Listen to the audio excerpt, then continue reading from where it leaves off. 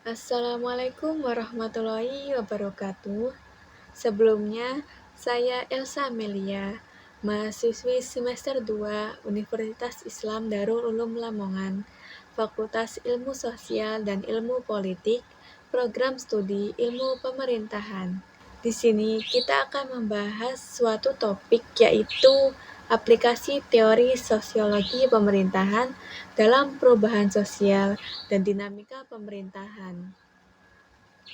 Nah, sebelum kita mulai memasuki materi, kita juga harus memahami dasar dari pembahasan kita, yaitu apa itu perubahan sosial dan dinamika pemerintahan. Perubahan sosial adalah perubahan yang terjadi dalam struktur sosial, pola pikir, dan norma masyarakat seiring waktu. Nah, dalam konteks pemerintahan ini, perubahan sosial seringkali dipicu oleh kebijakan, perkembangan teknologi, dan tuntutan masyarakat. Nah, sebagai contoh ya, pada zaman dulu, orang demo itu pasti turun jalan, pasti aksi langsung turun ke jalan. Tetapi pada zaman sekarang bisa juga melalui media sosial. Nah, ini juga termasuk dalam perkembangan teknologi. Nah, yang kedua yaitu dinamika pemerintahan ialah bagaimana pemerintahan menyesuaikan diri dengan situasi baru, tekanan masyarakat, atau kondisi global.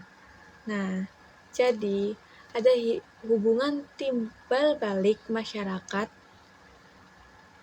Misalnya masyarakat berubah, pemerintahan juga menyesuaikan ataupun sebaliknya. Nah, di sini kita hanya akan membahas 3 teori utama sosiologi pemerintahan. Yang pertama yaitu teori struktural fungsional, teori konflik, dan teori interaksionisme simbolik. Nah, apa itu teori struktural fungsional? Teori struktural fungsional ini memandang bahwa masyarakat sebagai suatu sistem yang terdiri dari berbagai bagian yang memiliki fungsi satu sama lain.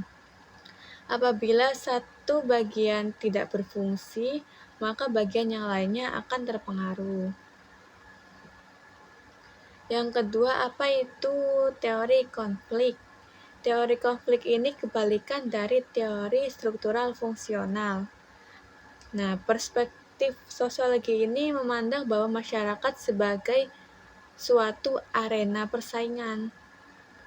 Ini dan ketidaksetaraan antara kelompok. Makanya sering kali terjadi persaingan atau pertentangan.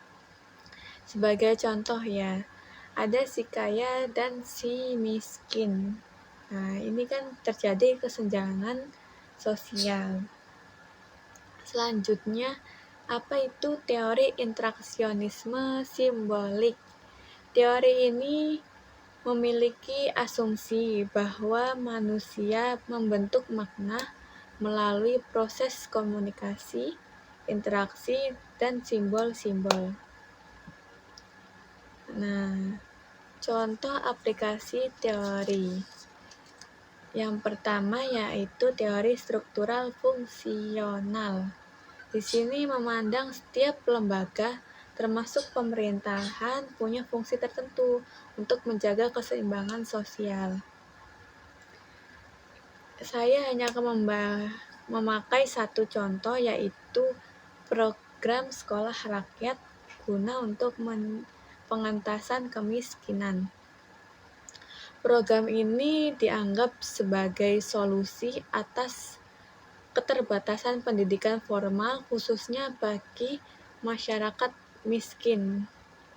Lebih ke masyarakat desil 1 dan masyarakat desil 2.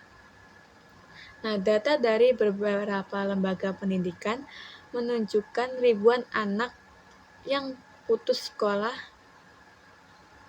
Ini sangat dibantu dengan program rakyat sekolah dengan program sekolah rakyat ini karena faktor ekonomi.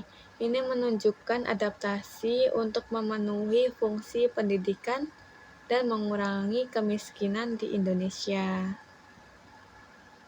Selanjutnya yaitu teori konflik. Di sini memandang pemerintah sebagai alat bagi kelompok berkuasa untuk mempertahankan kepentingan mereka. Di sini saya hanya akan membahas satu contoh, yaitu kontroversi Undang-Undang Cipta Kerja. Nah, ini memandang memicu protes dari berbagai pihak karena dianggap lebih menguntungkan pemilik modal daripada merugikan buruh. Nah, di sini kan menciptakan suatu ketimpangan sosial antara si kaya dan si miskin. Selanjutnya yaitu teori interaksionisme simbolik.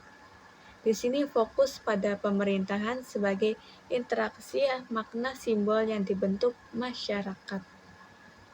Contohnya, kampanye politik identitas pada pemilu maupun pilkada. Di sini dipandang kayak membangun citra atau menjalin komunikasi dengan masyarakat.